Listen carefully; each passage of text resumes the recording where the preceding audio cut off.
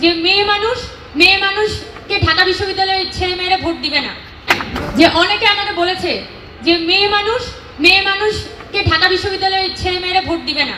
তো আমি যাতে ভিপি ছাড়া অন্য কোনো পোস্ট কনসিডার করি এবং নানানভাবে সেটা আমি নাম বলতে চাই না, নানান ধরনের মানুষকে দিয়ে ফোন দিয়ে আমাকে নিবৃত্ত করার চেষ্টা করা হয়।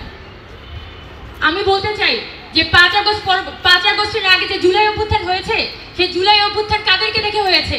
যেদিন 15 জুলাই এখানে সাধারণ যে মেয়েরা তারা যখন ছাত্রলীগের হাতে মার খাচ্ছিল, তখন তো সেই মেয়েদেরকে দেখে বাংলাদেশের মানুষ নেমে আসে। যখন আমি দেখেছি যখন জুলাই মাসে ইন্টারনেট শাটডাউনের পরে অনেক সাধারণ মানুষ তারা নামার সাহস করছিল না, শিক্ষার্থীরা নামার সাহস করছিল না, তখন এই মেয়েরা তখন কিন্তু তাদের অনেক ভিডিও, অনেক ফুটেজ, তাদের অনেক সাহসের যে ছবি, সেই ছবিগুলাই কিন্তু একটা প্রতীক হয়ে দাঁড়ায়। RICL TMX, যুগের পর যুগ স্থাপনা থাকে মজবুত। তো সেই মেয়েরাই তো আজকে পরিবর্তনটা এনেছে।